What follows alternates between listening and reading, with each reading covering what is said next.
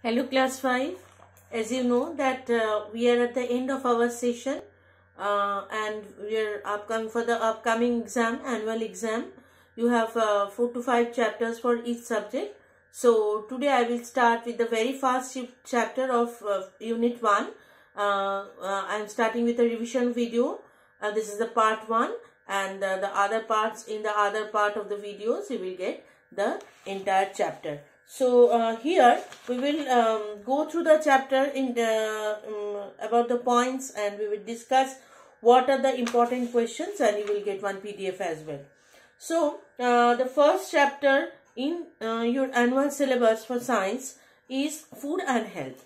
Now before starting the chapter in details, I must say that food and health, we all know that they both of them are inseparable, isn't it? They cannot be separate. If you eat good food, if you if you eat good food, you will stay healthy.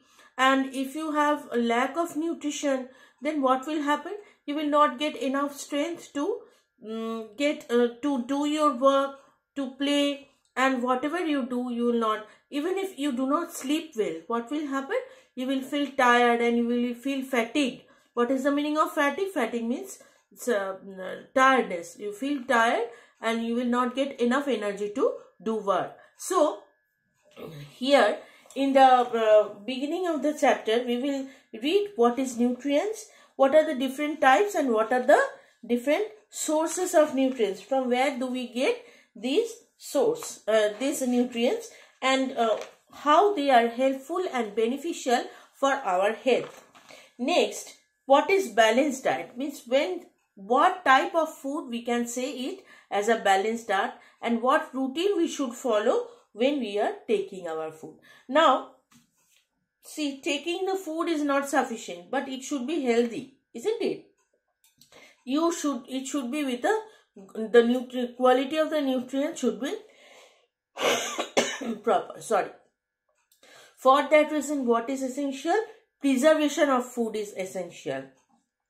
Now, preservation of food, there are different types of food which we have to preserve. Some are kept in freezer, some are kept in jar, some are kept in outside of the freeze, and they have separate way of keeping it fresh and with good quality of nutrients. That we will discuss. Next, we will discuss about what can be the disease. What are the disease can cause due to eating infected food. Okay. Next is infectious disease and non-infectious, and how we get this disease, infected disease and non-infected, and how we can prevent ourselves from this infectious disease. Next, in the next part, different types of foods and their vitamins and minerals and their source we will read at the end. And finally, we will read about the different postures which can keep us fit. So let's start. First, we will read about the nutrients in food. First page number 1. See, whatever food has substance called nutrients. So what is that? I will not read the entire chapter, but I will just make the important points and I will highlight which part you will read for your exam purpose. Food has substance called nutrients. Now, each food, whatever we are taking right from the day, beginning of the day up to the end, there are some important healthy nutrients. These substances are called nutrients. Now, nutrients are substance that the body needs to live, grow and to be healthy.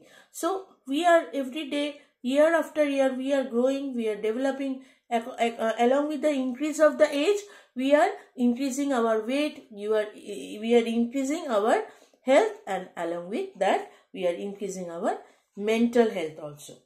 There are 5 different kinds of nutrients. They are carbohydrate, fat, protein, vitamins and minerals. Let's start with carbohydrates and fats. Now see, the other name of carbohydrate foods is energy giving food. These are very important for objective. Keep it in mind. These short questions can come. What is the other name of carbohydrate? You have to write energy giving food. Carbohydrates and fats give our body energy to work and play. Sugar and starch are kind of carbohydrates that give our quick energy. So, if we want to get a quick energy, we have to eat sugar and carbohydrates. Are found in rice, wheat, other grain, chapati, bread, noodles, potato, sugar and so on. So, these are the short questions which can come from here, that what is the other name of energy giving food, or what is the other name of carbohydrate, and what are the sources of carbohydrate. Now, fats are found in butter, oil, ghee, nuts and cheese. So, whatever you eat in bread, or you apply butter on the bread, or you are using ghee on the chapati, nuts, cheese, all these are included fat. Next is bodybuilding food. Bodybuilding food is the other name of protein. Protein, we know, all animated food means the flesh of other animals like egg, chicken, meat, fish, and all this we are getting protein. These are the source of protein. So proteins helps our body to grow. They help in making muscles, blood and skin. Protein are found in fish, meat, cheese, chicken, milk, egg, pulse, nut and so on. Pulse means dal and grains. Okay. So wherever we are getting, what are the sources of protein? Protein is a bodybuilding food and it is helping us to keep our muscles and blood well.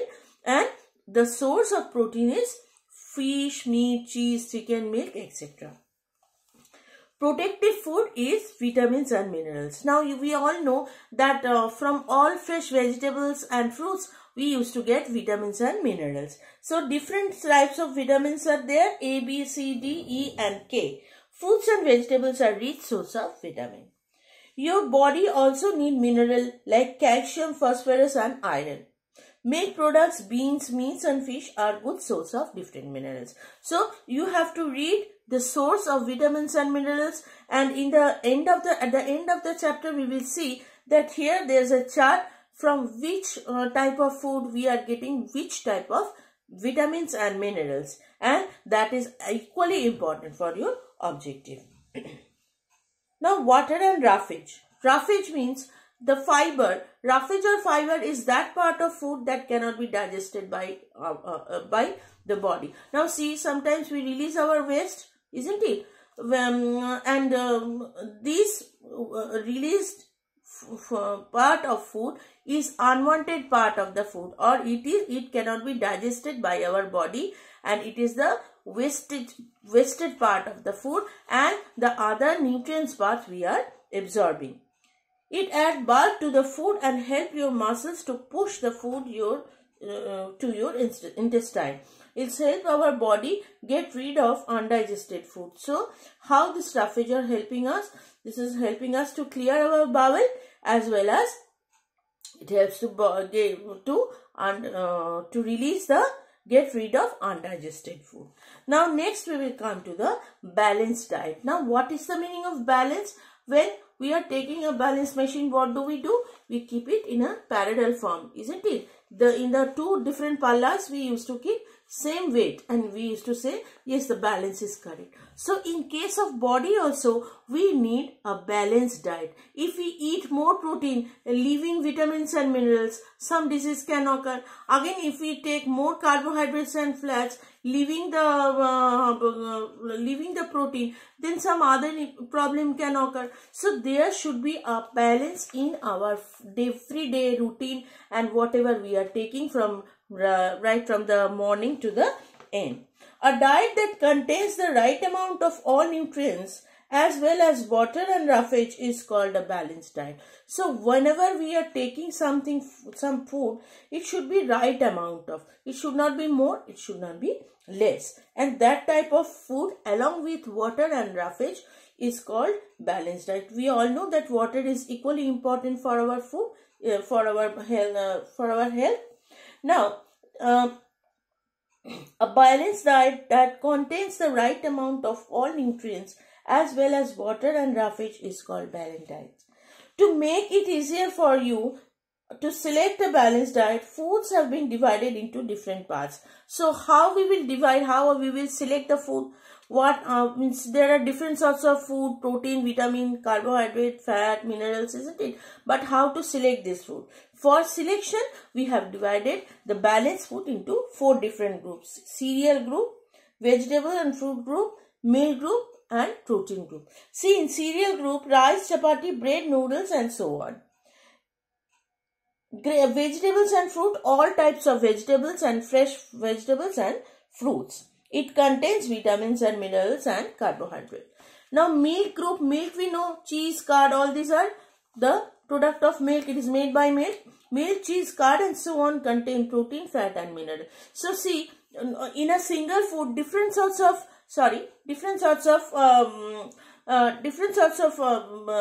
nutrients we are getting. From milk we are getting mineral as well as protein. From cheese we are getting fat and protein. Like that, from a single food we are getting different sorts of nutrients, and that's why it is being divided into 4 different groups. Next is protein group: meat, fish, egg, beans, nuts, peas and so on. So we have divided, keep it in mind, for a particular balanced diet we have divided the food categories into 4 different parts.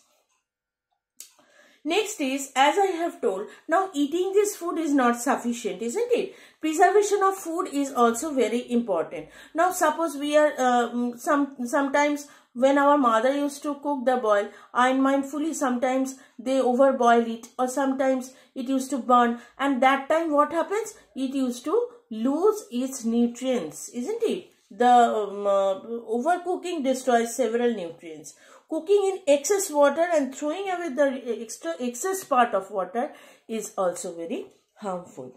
Means when you are removing the water, the nutrients are also removing through this water. So when we are cooking the food, we should keep it in mind about the nutrients. It should not burn, it should not be overcooked, it should not be overboiled as well.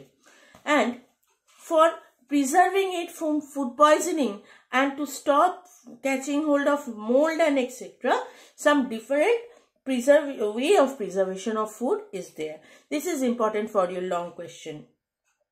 Dehydration, removing water, for example, to make dehydrated peas. Now suppose when you are boiling food, you are removing the extra water and you are keeping it in a dry form, and thus what is happening? You are keeping it for, you are able to keep it for a longer time. That is dehydration. Sweetening, adding sugar, for example, to make jam or preserve food in sugar or syrup. So when you are putting sugars to something, you are increasing its longevity of its nutrients. So it will stay for a long time. The nutrients will stay for long time during making jam, or where you are preserving some sugar like that. Salting, adding salt, for example, to preserve fish. You know, in refrigerator, when we keep the fish, we used to mix some salt on it to preserve it for a longer period of time. And if you see the big trucks, those who used to bring fishes from a long distance, they used to put salt on the ice so that it will reduce the melting of the ice, and thus it can be preserved for a longer period of time. So salting is another process. Canning means when you are preserving something in a can, okay, to preserve fruits or baked beans. And finally pickling, adding preservatives such as vinegar and oil. When you are pickling means you are mixing with that some vinegar and oil to preserve it for a longer period of time. So up to this we have discussed here. Now from here short questions I have discussed. 2 long questions can come. What are the different types of nutrients and what are their sources? One, and another one, what are the different way of preservation of food? So these 2 questions can come from here. And from short question, what is roughage? What is balanced diet? What are nutrients? What are the other name of the nutrients? For fill in the blanks it can come. And what is a balanced diet definition? It can come. And what are the importance of these nutrients? That can come. So this is all for today. In the next class we will start with disease. Thank you.